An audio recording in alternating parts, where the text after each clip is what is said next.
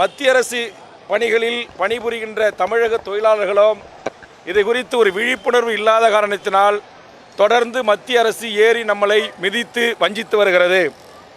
நாங்கள் விழித்து கொண்டோம் என்பதை எடுத்துக்காட்டாகத்தான் தமிழ்நாட்டின் தலைநகரான சென்னை மாநகரத்தில் இருக்கிற எல்ஐசி ஆஃப் இந்தியா என்று சொல்லக்கூடிய இந்தியாவுடைய மிகப்பெரிய ஒரு இன்சூரன்ஸ் நிறுவனமாக இருக்கிற நம்முடைய எல்ஐசி நிறுவனத்தில் அதனுடைய ஊழியர்கள் SC/ST மற்றும் OBC அசோசியேஷன் சார்பாக அவர்கள் விழித்து கொண்டு இந்த போராட்டத்தை முன்னெடுத்திருக்கிறார்கள்.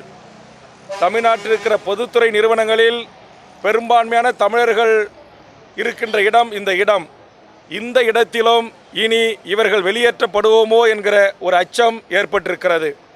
அதற்கு காரணம் 190% தென்னக ரயில்வேயிலிருந்து தமிழக ரயில்வேயிலிருந்து தமிழர்கள் வெளியேற்றப்பட்டிருக்கிறார்கள்.